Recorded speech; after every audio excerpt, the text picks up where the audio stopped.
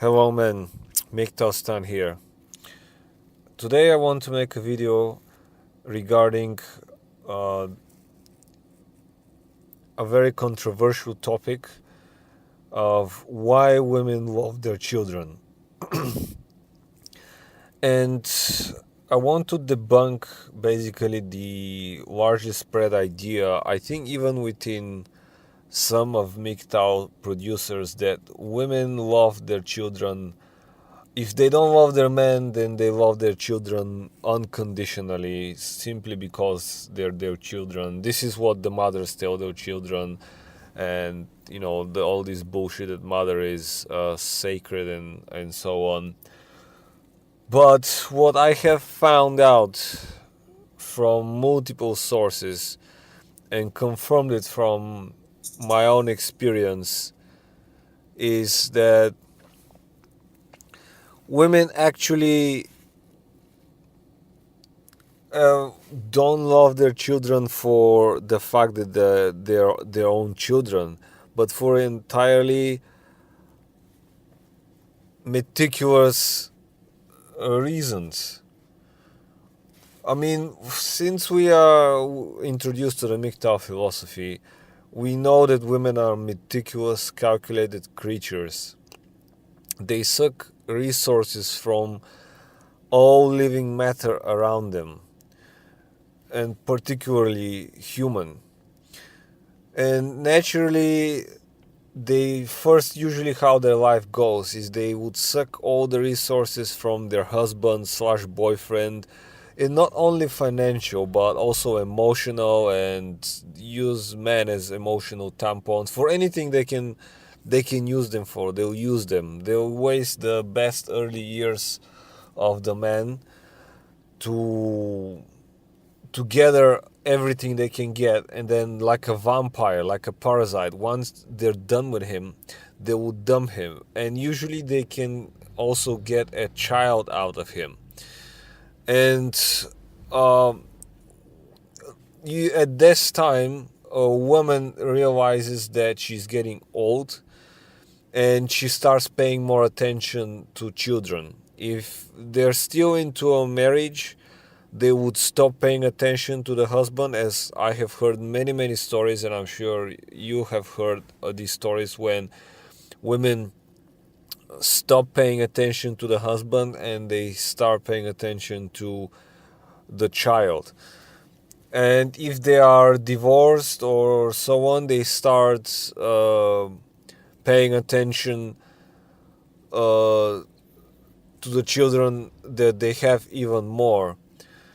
Now, some women desert their children or maltreat them, but the majority of women, at least the air quotes, the good ones that are beating their chest and saying that, oh, I'll do anything for my child, I will protect it, I will feed it, I will not eat, but I will make sure that it can eat.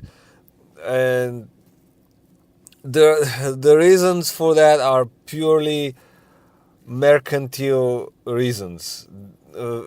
They are connected with very calculated interest on their behalf that they have nothing to do with spiritual, godly love that we men can feel.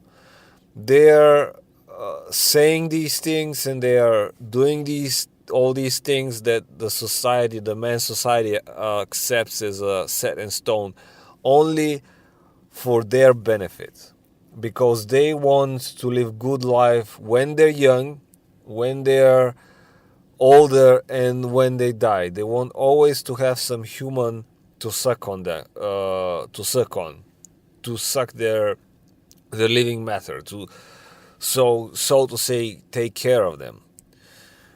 And I have even a fresh example from recently, when one of my acquaintances, I'm gonna call her an acquaintance, because I don't have girlfriends anymore. I don't call any of my ex-girlfriends or whatever I had with them. They're not my girlfriends anymore. They are just acquaintances. And she quoted on Facebook that she will feed her son so that he will take care of her when she grows old. Now this bitch have gone all across US, I feel like, fucking with anybody, or anybody who she thinks can provide her with a quote unquote good future. And now she's saying that, oh, I'm gonna feed this child so it will take care of me. I mean, I have seen the child, like, she doesn't even know how to take care of it.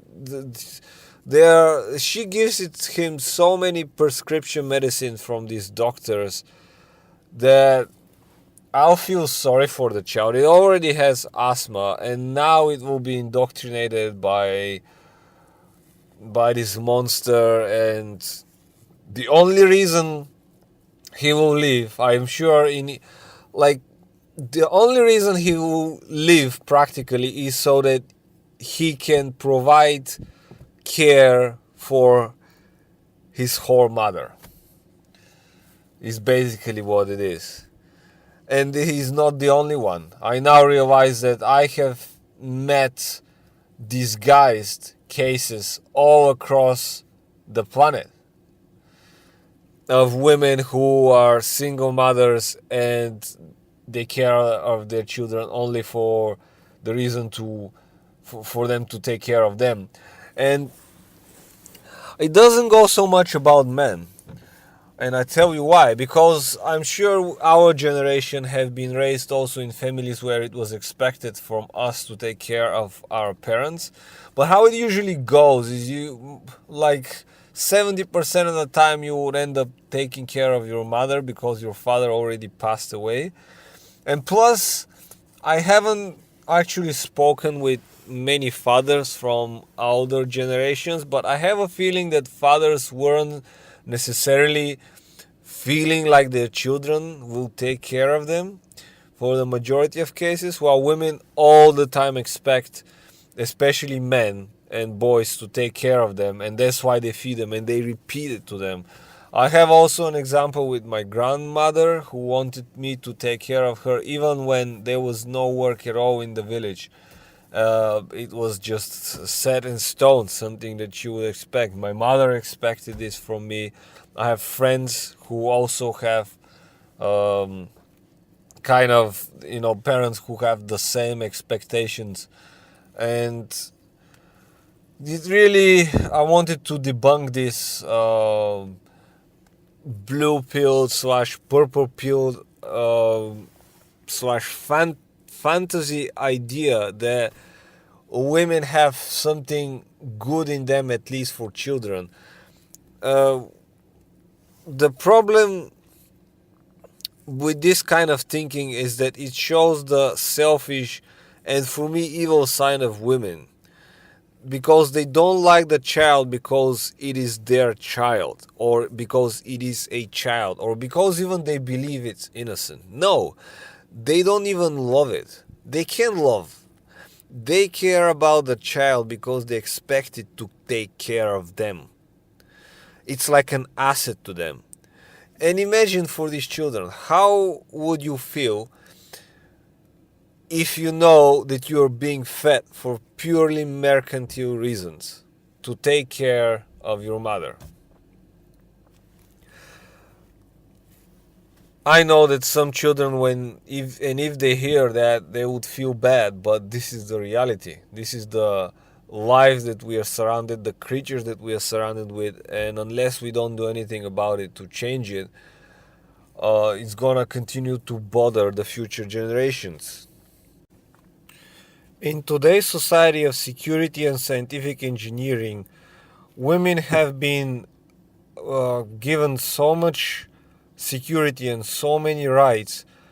They have exposed their true nature, a nature that is corrupt, selfish, and cold, as creatures that can bring you only harm and suffering, even to the children. And ironically, with the new law passed in New York, I think, is the state, now babies can be killed as late as 9 months, I think. So they are practically endangered in the womb of their mother too. And I also know, before even that law, I know of women who would drink or do something to kill the baby if they don't want it. So mothers are killers in disguise. I can tell you that much. And to do this, to do a killing of a fetus as a woman and have no remorse about it, imagine how cold their heart is. And so my message to you, man, is this: to start improving our situation, we have to strip away all privileges you used to give women in advance. But by that, I mean all privileges that you previously gave women. Because maybe some of these privileges, like, feeling not to the feeling of expecting of something good out of women, or automatically, even before you know this person, or um, fair competition and so on. You need to strip away all these privileges in your mind. That some of these privileges might be embedded too deep in your mind that you don't even think about it. But if you strip them away, we could start turning the tables around.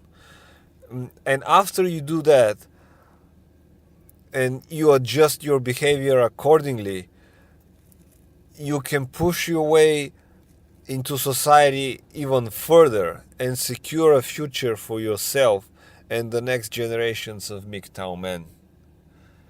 MGTOW Stan, signing out.